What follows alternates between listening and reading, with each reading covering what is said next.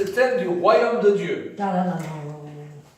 Donc, je vais prêcher ce soir sur l'importance de réaliser ce que c'est le royaume de Dieu et l'importance aussi de développer la mentalité du royaume de Dieu. Regardez, Luc 9,2 dit, il envoya ses disciples prêcher le royaume de Dieu et guérir les malades. Dans le message de la bonne nouvelle, vous savez que le mot évangile signifie bonne nouvelle, c'est pas le message de n'importe quelle bonne nouvelle. C'est le message de la bonne nouvelle du royaume. Et Jésus l'a appelé ainsi, justement, la bonne nouvelle du royaume, comme dans Luc 8.1 ou Matthieu 24.14. Donc, qu'est-ce qu'il faut comprendre comme nuance? Moi, j'aime bien préciser qu'il nous faut réaliser que ce n'est pas la bonne nouvelle de mon église. Ce n'est pas la bonne nouvelle de ma dénomination. Aussi importante que soit mon église et ma dénomination, éventuellement. Est-ce que vous comprenez? Pourquoi je donne cette précision? Parce que parfois les gens se trompent un peu de bonnes nouvelles. Parfois ils annoncent la bonne nouvelle de leur église et finalement ils arrivent à développer un esprit assez étroit. Quiconque n'est pas dans leur église, au bout d'un moment, c'est tout juste s'il est sauvé. Vous connaissez cette mentalité-là? Et c'est vite fait, lorsqu'on est là à annoncer le message de l'église et l'église, eh bien de ne plus annoncer la bonne nouvelle du royaume. Mais quand j'ai une mentalité du royaume, j'ai une mentalité beaucoup plus élargie. C'est-à-dire que je comprends que le royaume de Dieu, c'est pas juste mon église, qu'elle soit grande ou qu'elle soit petite. Et je dirais même que quand les gens me quittent pour aller ailleurs, je les bénis parce que c'est pas parce qu'ils me quittent qu'ils vont plus faire partie du royaume de Dieu et ne vont plus être utilisés pour faire avancer le royaume de Dieu. Est-ce que vous me suivez? Dans le royaume de Dieu, nous allons le voir, c'est une mentalité. C'est pas la bonne nouvelle aussi de mon grand ministère. Parfois, combien de ministères veulent s'attacher les gens, les amener après eux, et donc si Dieu nous y dirige, alléluia, il est bon qu'un ministère ait une équipe. Mais l'idée, c'est de mettre mon ministère au service du royaume. C'est de mettre mon église au service du royaume, et non pas le contraire. Comme parfois, on le fait, et on tombe facilement dans ces travers. Et je dirais que si nous annonçons le bon message, le message du royaume, on va voir la puissance de Dieu se répandre de manière plus efficace. On l'a vu là, Jésus les envoya prêcher le royaume et guérir les malades. Plus on prêche l'évangile du royaume précisément, plus je dirais la puissance pour guérir les malades et pour retourner les situations va se manifester. Mais plus je prêche mon église au lieu de prêcher le royaume, plus cette puissance, elle va être restreinte. Est-ce que vous me suivez? Alors, j'ai pas dit que l'église, c'est pas important. J'ai pas dit que les ministères, c'est pas important. Bien sûr que c'est important. Dieu a placé des ministères pour l'établissement de son église. Il a placé l'église pour être une annexe du royaume. Alléluia! Mais le message, il faut pas le perdre de vue. Permettez-moi l'expression, c'est pas mon petit nombril, le message. C'est le royaume. Et quand je perds de vue ce message, c'est vite fait de me refermer sur moi-même. Le prophète Élie, à un moment donné, il s'était convaincu, tout prophète qu'il était, donc on voit bien que le prophète, il n'a pas des révélations sur tout. Il s'était convaincu qu'il était resté le seul. Il faut que Dieu arrive à le convaincre, non, qu'il n'est pas le centre du monde. Dieu s'est choisi beaucoup d'autres personnes en Israël qui n'avaient pas fléchi le genou devant Baal. Donc, le royaume de Dieu, c'est beaucoup plus vaste que le petit univers qui m'entoure, ok? Alors, plusieurs se posent la question, qu'est-ce que c'est le royaume? Personnellement, je l'expliquerai en disant que le royaume correspond à trois choses. Il correspond à une location, c'est-à-dire à un lieu précis. Il correspond à un code de vie. Il y a une morale qui va avec le royaume de Dieu. Il correspond à un état d'esprit. Et le Seigneur, dans ce qu'on appelle communément le Notre Père, qu'est-ce qu'il nous demande de prier? Que ton règne, ou ton royaume, selon les traductions, vienne. Alors, je dirais que c'est imparfait comme traduction, que le royaume vienne, parce qu'on va voir plus loin, Jésus dira, le royaume de Dieu, il est au milieu de vous. Donc, il est déjà venu, en partie. Donc, la bonne traduction serait plutôt de dire que ton règne il avance, que ton règne il se répande Et Dieu a prévu que nous soyons les instruments par excellence pour faire avancer son règne. Donc, le royaume de Dieu, c'est un lieu. Vous savez que Dieu vit dans un lieu précis. Même si le Seigneur, par son esprit, peut remplir l'univers entier, il est question dans l'Écriture de Dieu le Père qui est assis sur un trône dans un lieu précis qu'on pourrait appeler le troisième ciel. Et on peut appeler cela aussi le royaume des cieux. Dans le royaume de Dieu, c'est rien d'autre que le royaume des cieux qui veut se répandre dans tout l'univers et je dirais partout où le diable, lui, a installé son royaume. Vous avez remarqué qu'ici-bas, contrairement à ce que pensent certaines personnes, c'est pas Dieu qui règne, c'est le diable. La Bible dit le monde entier est sous la puissance de Satan. Amen. La Bible nous parle d'une période où Dieu régnera et il est question qu'aucun malheur n'arrivera sur sa montagne sainte. Le petit enfant pourra mettre sa main dans l'antre de la vipère et il ne craindra rien. Et le lion, il pètera avec l'agneau. Waouh, on n'y est pas là, hein, vous êtes d'accord avec moi? Parce que ce qui nous entoure, c'est le royaume du diable. Alors ça ne veut pas dire que Dieu il a déserté. Et justement, Dieu il a établi l'Église pour faire avancer son royaume. Donc nous devons avoir une mentalité de conquérant. Nous sommes là pour faire avancer le royaume des cieux.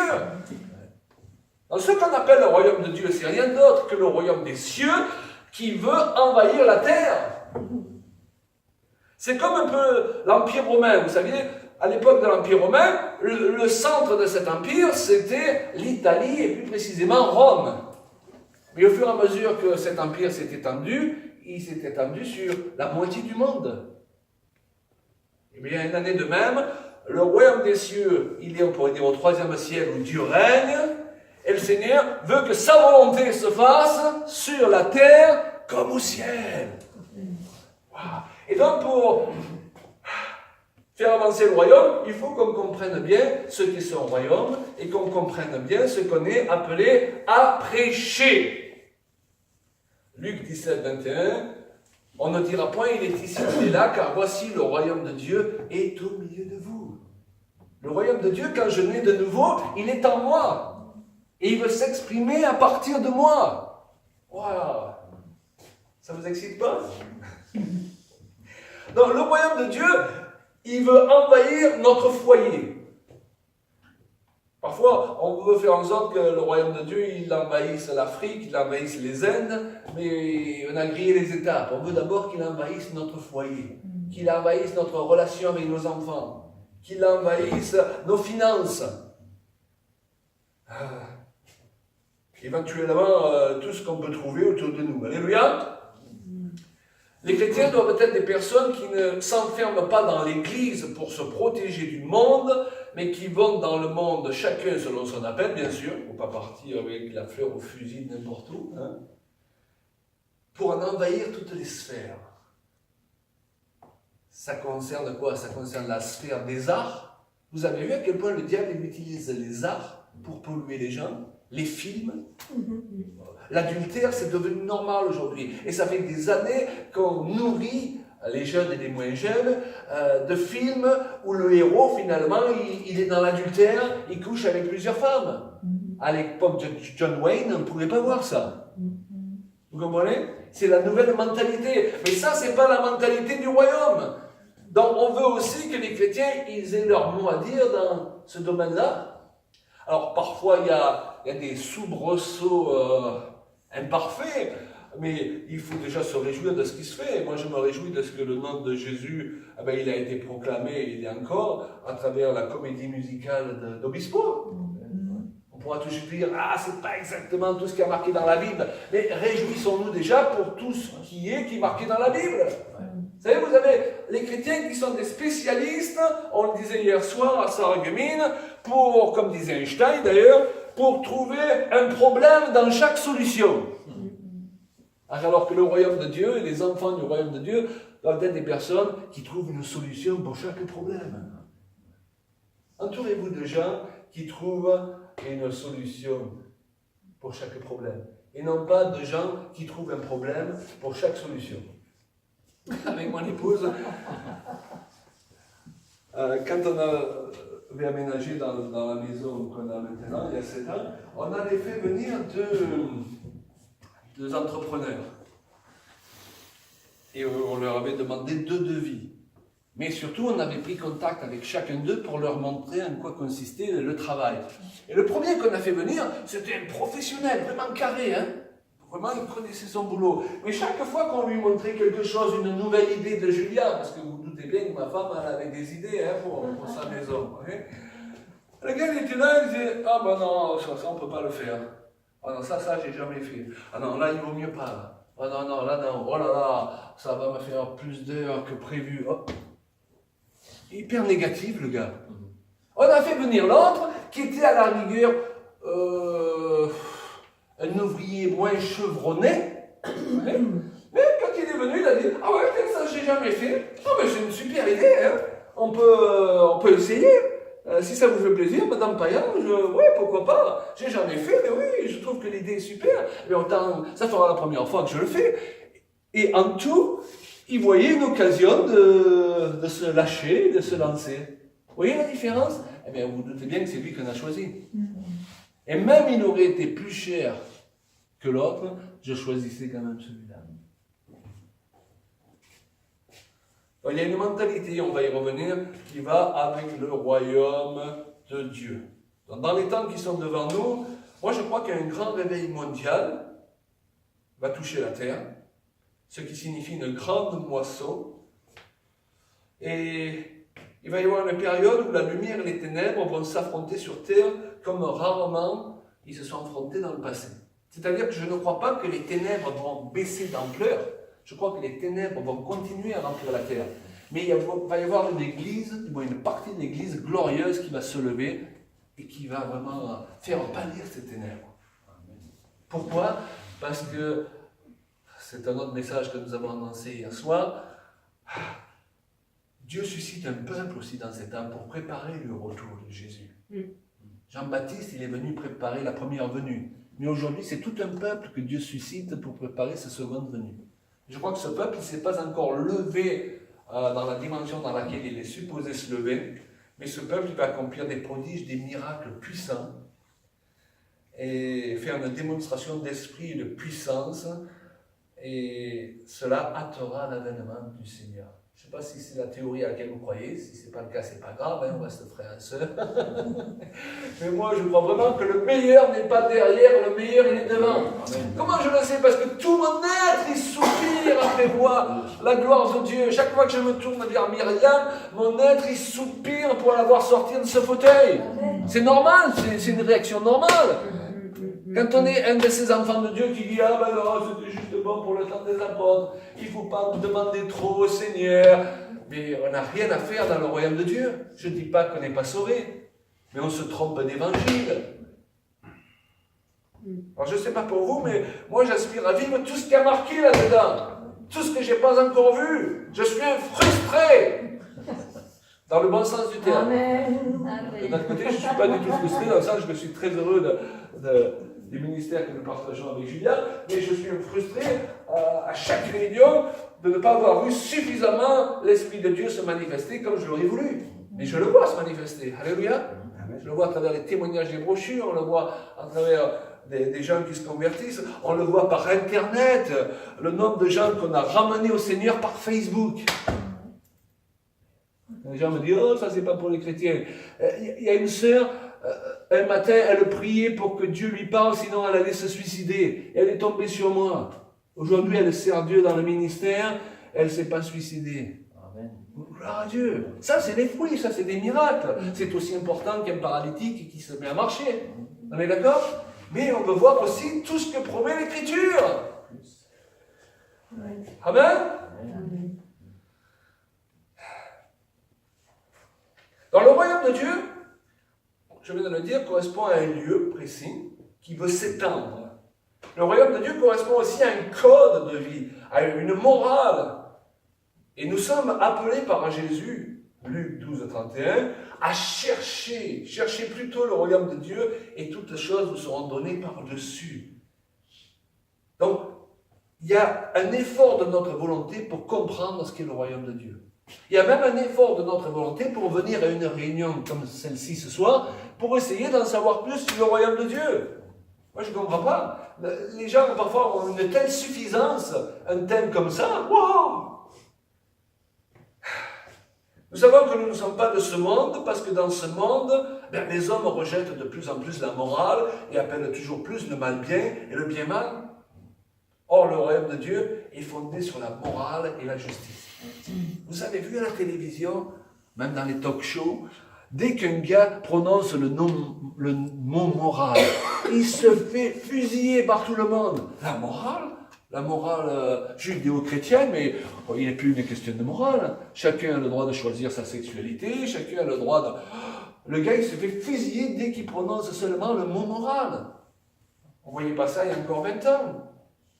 Donc ce monde est en train de partir en cacahuète, les amis, je vous le dis. Il faut qu'il se lève des hommes et des femmes qui vont contrebalancer tout ça. Sinon, c'est les jeunes gens qui vont suivre ce train-là qui mène à l'enfer. Romains 14, 17. Le royaume de Dieu, ce n'est pas le manger et le boire, mais la justice, la paix et la joie par le Saint-Esprit. Wouh! Dans le royaume de Dieu, on ne vole pas, on ne profite pas de l'autre, on ne commet pas d'adultère. Et on n'a pas besoin d'une loi qui nous dise de ne pas le faire. Parce que la loi elle est inscrite dans notre cœur. Je m'étonne toujours des chrétiens à qui il faut expliquer pourquoi il ne faut pas faire mal. La mentalité du royaume, ce n'est pas le légalisme. Parce que personne n'est justifié par le légalisme, qui est l'obéissance aveugle à des règles qui caractérisaient beaucoup de pharisiens de l'époque de Jésus. Et Jésus a précisé à ses disciples, si votre justice ne surpasse pas celle des pharisiens, vous n'entrerez pas dans le royaume de Dieu. Et je tiens à vous dire que les pharisiens, en termes d'application légaliste, ils étaient carrés. Donc ça signifie que c'est donc pas par la perfection de l'observation de la loi que notre justice va être plus grande que celle des scribes et des pharisiens. Mais c'est parce qu'on reconnaît en Jésus notre justice. Il est notre justice. Du sein même, souvent, de nos imperfections, il est notre justice. Ok? On n'a pas besoin de marcher sur des œufs et de paniquer parce qu'on n'a pas réussi à être qui on voulait être et à faire tout ce qu'on voulait faire cette semaine parce que notre justice n'est pas en nous-mêmes, elle est en Jésus. Et ça, les pharisiens, ils ne peuvent pas accéder à ça parce qu'on y accède par la repentance et la nouvelle naissance. Dans la mentalité du royaume de Dieu, c'est quoi? On pourrait la résumer en disant c'est l'amour. L'amour sans lequel tout ce qu'on peut faire perd tout son sens. La foi, c'est important. Mais la foi sans amour perd son pouvoir. Parce que la Bible dit que la foi est agissante par l'amour. De la mentalité du royaume de Dieu, c'est d'aimer Dieu, c'est d'aimer les autres, et c'est de s'aimer soi aussi. D'ailleurs, dans le royaume de Dieu, la grandeur se mesure à la capacité de service et de sacrifice qu'on peut avoir pour les autres. Parce que Jésus a dit qu'il y a plus de plaisir à donner qu'à recevoir. Alors, ce n'est pas pour nous faire culpabiliser d'aimer recevoir. C'est tout à fait normal d'aimer recevoir. Mais je peux juger de la maturité que j'ai en fonction du fait que je prends plus de plaisir à donner qu'à recevoir. C'est pas bien de faire un chèque à quelqu'un qui ne sait plus comment il va payer sa facture d'électricité. Un gars il n'y a plus rien qui marche dans sa vie, alors, il va être à la rue, et tu es là, tu arrives et tu fais un beau chèque, et tu mets 3 zéros. Mais bon, il faut mettre un chiffre devant aussi. Bon, conduit par l'esprit, je ne dis pas qu'il faut aider les gens qui essaient de profiter de nous, mais conduit par l'esprit, il y a un tel plaisir de rentrer à la maison, et quoi, tu n'as plus rien, mais il y a cette joie-là, qui est encore plus grande que si on te l'avait donné à toi, le chèque. Wow. Alléluia.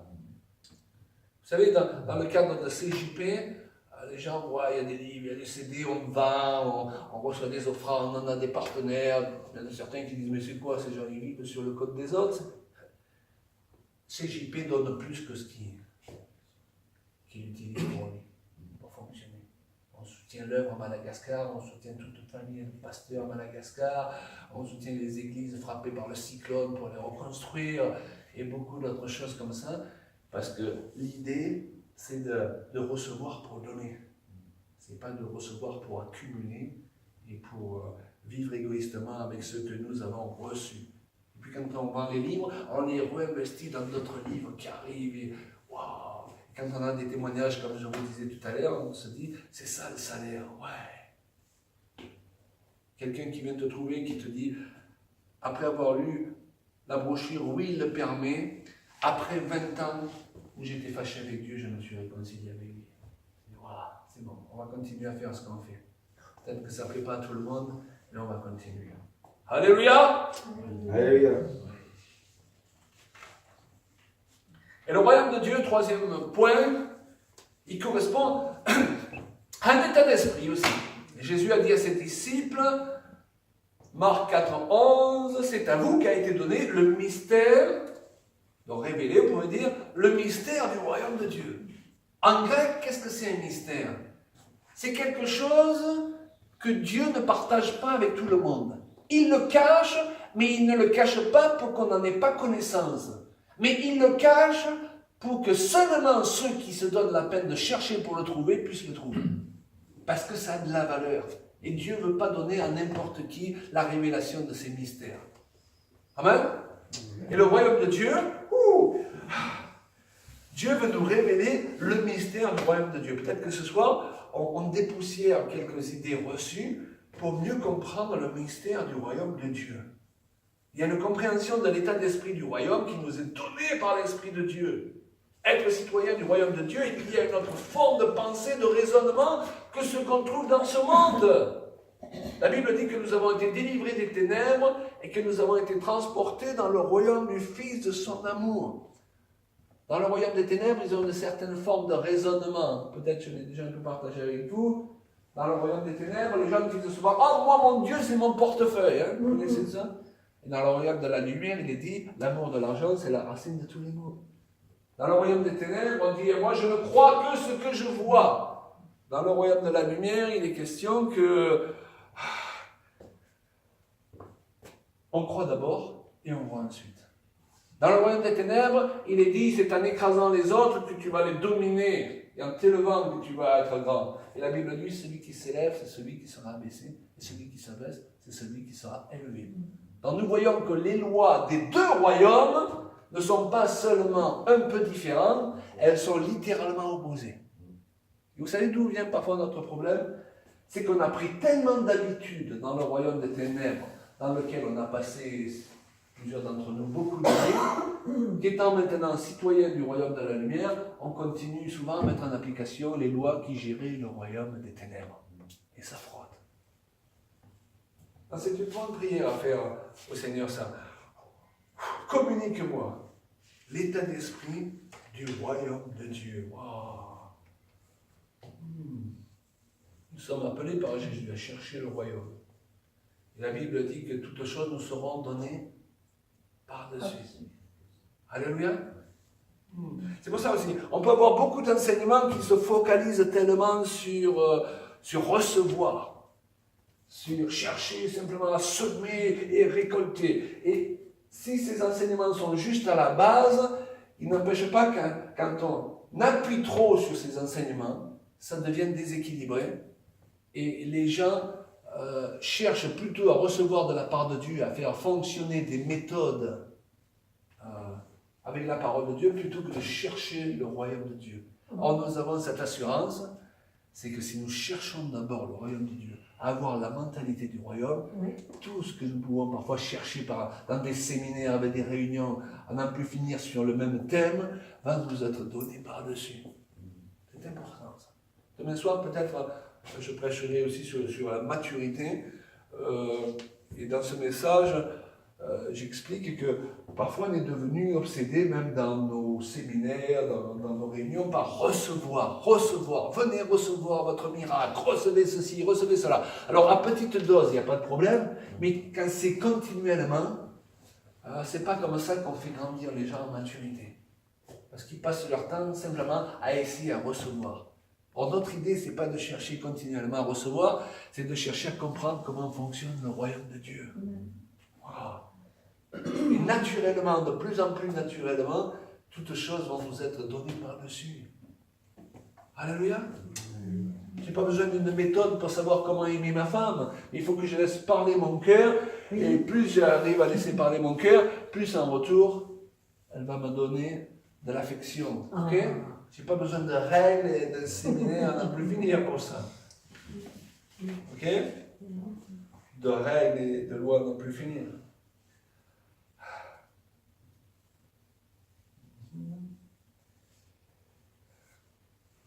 Donc l'esprit de service, il est lié au royaume de Dieu. Et Jésus nous l'a enseigné. D'ailleurs, Jésus est apparu comme un simple homme, nous dit l'Écriture. Et je pense qu'il faut que les serviteurs de Dieu se présentent de plus en plus comme des simples hommes et arrêtent de jouer les stars. Un esprit de service, c'est lié à l'humilité.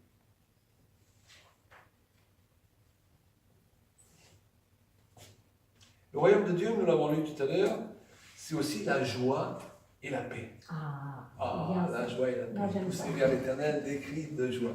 Maintenant, je voudrais vous dire une chose, c'est que la joie, c'est pas toujours quelque chose qui vient naturellement, comme la paix. Donc, c'est quelque chose qu'il faut savoir saisir, garder. Il y a un effort de notre volonté. D'ailleurs, l'apôtre Paul, il va jusqu'à nous dire « Soyez toujours joyeux », ce qui est absolument impossible humainement parlant. Mais ça devient possible lorsque la joie est un état d'esprit. Même quand je ne suis pas dans la joie, je fais en sorte de me trouver dans la joie. Même quand je n'ai pas envie de chanter les cantiques, je fais en sorte de les chanter quand même. Parce que c'est mon esprit qui doit montrer la voie à ma chair et non pas le contraire. Et le diable, il le sait. Il sait que la joie du Seigneur est ma force. Et il n'a pas envie que je sois un chrétien joyeux. Et donc, un des plus grands mal qui peut être fait à l'Évangile, je ne dis pas ça de manière mal intentionnée, c'est le peu de joie que manifestent souvent les chrétiens. C'est ce qui a fait dire à des gens comme Nietzsche, et je suis d'accord que ce ne sont pas des modèles, qu'ils croiraient quand ils verraient plus de chrétiens joyeux. Donc, la joie, c'est mon droit.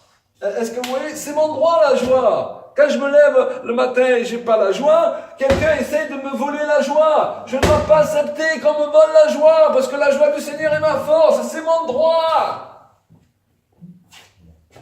Parfois, je peux me faire un peu rigoler dans la journée pour retrouver la joie.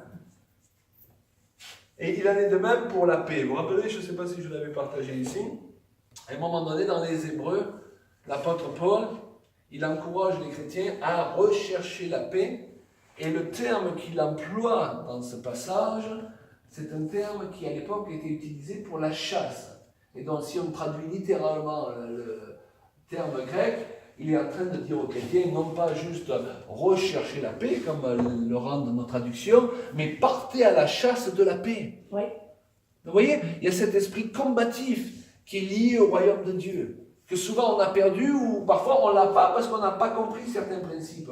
On a pensé parfois que la paix, elle devait être là, je suis né de nouveau, et puis si elle n'est pas là, je fais avec. Mais non, si elle n'est pas là, je vais faire tout ce que je peux par ma volonté.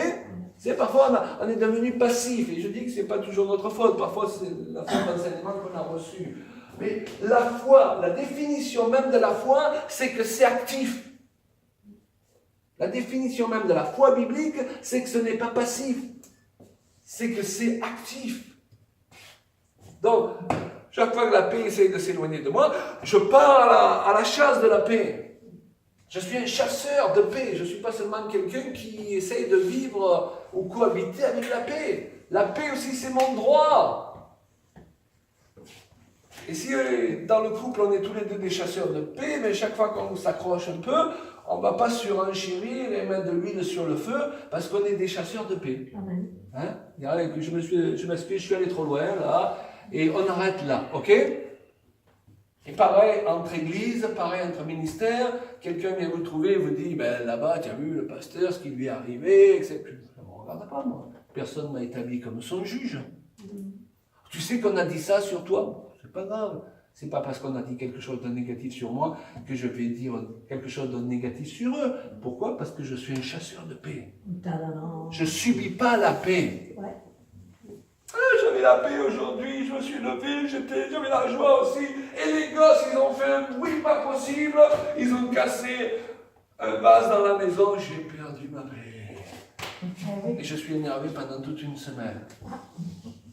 Ça, c'est ce qui se passe dans le monde. Mais le chrétien, on est appelé à se discipliner un peu. Je crois qu'on a besoin de plus de discipline. Alors, on n'est pas appelé à être légaliste dans le sens qu'on obéit à des commandements d'une manière légaliste. Mais la vie, vous avez remarqué que si vous n'avez pas un minimum de discipline, il n'y a rien qui va fonctionner. Pour aller au travail, il faut bien se lever. Il n'y en a pas toujours envie de se lever. Et on ne peut pas se lever que quand on a envie. Mais tout ça, ça paraît évident pour les gens, mais dès qu'il s'agit des choses spirituelles, d'un coup, on a l'impression que tout doit se faire tout seul. Ah ben, la paix est partie, ben, c'est parti, cours lui à paix. La joie est partie, mais si la joie est partie, cours lui à paix. Mais qu'est-ce que je peux faire? Eh bien, au moment des cantiques, au lieu juste de chanter d'une manière gentille, tu fais sortir cette joie, tu fais sortir cette paix. Tu vas chercher le don que Dieu a placé en toi. C'est ce que dit l'apôtre Paul à Timothée. Ranime la flamme du don que Dieu a placé en toi. Rappelez-vous une chose, ça c'est très important, et moi-même il faut que je me discipline à vraiment réaliser ça régulièrement, c'est que la foi biblique c'est actif. Une foi passive va regarder passer la bénédiction sans jamais la saisir.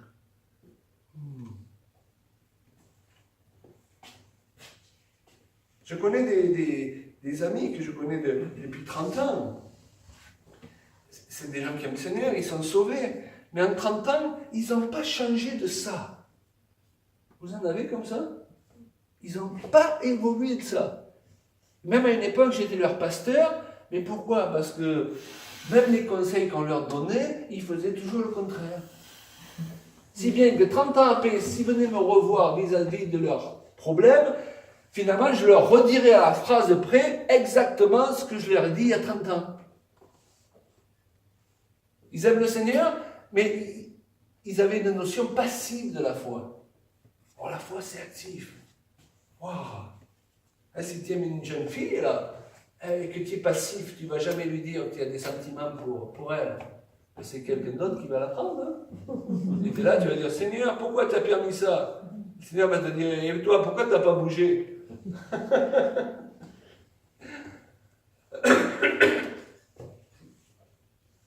Voilà quelques points, je ne vais pas être long ce soir, qui concernent le royaume de Dieu, l'état d'esprit du royaume de Dieu.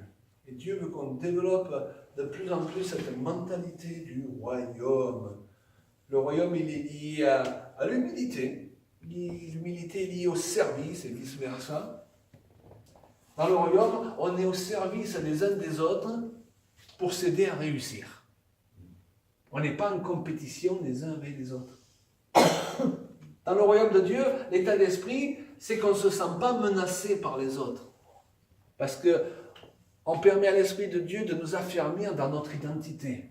Quand c'est qu'on se sent menacé avec les autres, par les autres, c'est quand on n'est pas affermi nous-mêmes dans notre identité.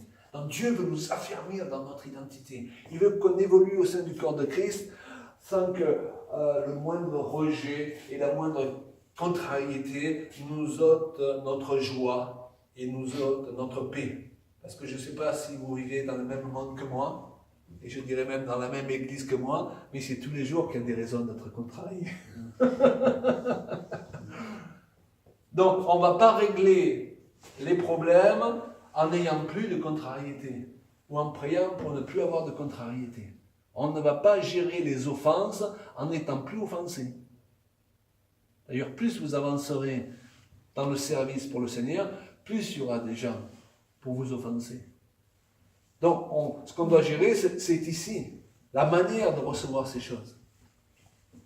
Alors, je sais que c'est plus facile en théorie qu'en vécu, je suis d'accord avec vous. Mais c'est quand même la voie que le Seigneur nous trace. Et quand on a l'esprit du royaume, l'état d'esprit du royaume, toutes ces choses s'installent en nous de plus en plus naturellement. Le dernier point, c'est que le royaume, j'ai touché un peu tout à l'heure en parlant de guérison, il est lié à la puissance. Aujourd'hui, à part dans certains endroits et certaines églises vraiment en feu, la puissance, c'est quelque chose qu'on cherche. Hein. On se dit où elle est passée. Mais le royaume de Dieu, il est indissociable de la puissance. Quand on dit que ton royaume, que ton règne vienne, ça veut dire qu'il y a une démonstration de ta puissance. Qu'est-ce qu'il disait Jésus? La Bible dit guérissez les malades, et lorsque les gens voyaient les malades guéris, ils disaient oui, ça c'est la preuve que le royaume de Dieu s'est approché de vous. Wow. Donc, si vous le voulez bien, on va prier ce soir pour que on fasse un pas de plus dans la mentalité du royaume et qu'on puisse voir les fruits qui accompagnent la mentalité du royaume. Ouais. N'est-ce pas, chérie? D'ailleurs, samedi soir, on est programmé pour une soirée puissance et guérison. Ben, on y va! On y va? Amen? Amen. Dans la prière de notre Père, Jésus a enseigné ses disciples à prier que ton règne vienne. À l'instant où Jésus expliquait la prière à ses disciples, il était comme un envahisseur d'un royaume qui met, je dirais, le premier, les pieds sur une terre nouvelle dans le but de la conquérir. Donc il nous faut une église conquérante qui se lève. Et ça, on peut demander au Seigneur, donne-moi cet état d'esprit du conquérant là. J'ai du mal à le revêtir, mais ça, c'est l'état d'esprit du royaume. Quand je me lève le matin, je veux conquérir la journée. Au lieu d'être dépassé par la journée. Ça ne veut pas dire que dès le début, vous aurez des victoires dans tout, mais allez, vous faites une première journée comme ça, tout n'a pas marché, c'est pas grave. Vous vous relevez le lendemain et vous dites, c'est pas parce que tout n'a pas marché comme je voulais que maintenant je vais me relever en victime. Non, je suis le conquérant. Wow. Dans le royaume de Dieu, il est lié à une certaine persévérance aussi. On a parlé de chercher tout à l'heure. Et lorsque le Seigneur il parle de chercher, il nous donne l'exemple de cette veuve. Eh bien, elle n'a pas juste soulevé un meuble en disant « Ah ben j'ai pas trouvé, zut !» Elle a tout déménagé et retourné dans la maison jusqu'à ce qu'elle le trouve. Et puisqu'on parlait de guérison, je vais vous donner un exemple. C'est pas Rick Joyner, mais c'était celui qui était bien paru avant lui, là, qui avait créé les églises Vineyard. John Wimber, qui était vraiment versé dans la guérison divine, il explique qu'au début, il avait créé des équipes de personnes qui priaient pour les malades, mais pendant environ un an, ils n'avaient presque aucun résultat. Et non seulement ils n'avaient pas de résultat, mais il y a des tas qui priaient pour les malades, qui attrapaient les maladies des gens pour qui ils priaient. Mais il dit, on a persévéré, et d'un coup, les choses ont commencé à se retourner. On a commencé à avoir de plus en plus de guérisons, de plus en plus de guérisons, de plus en plus de guérisons.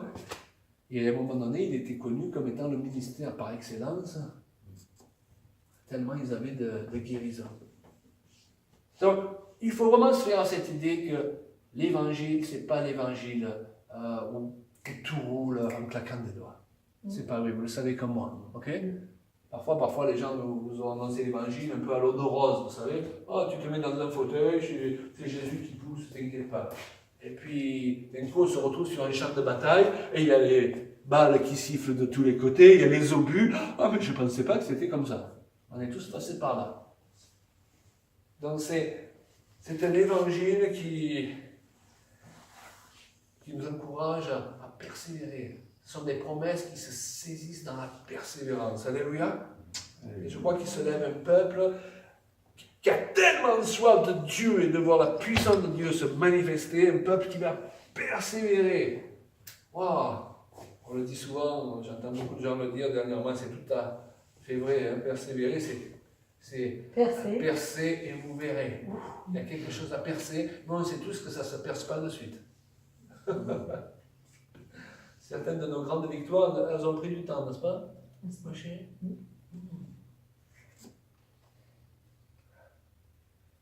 Voilà. Croyons que le royaume de Dieu il s'est approché de nous ce soir. Croyons que, à cause de ce message de ce soir, il va pouvoir se manifester encore plus dans notre vie et couler de plus en plus de notre vie dans la vie des autres. Venez, on prend un petit moment pour prier.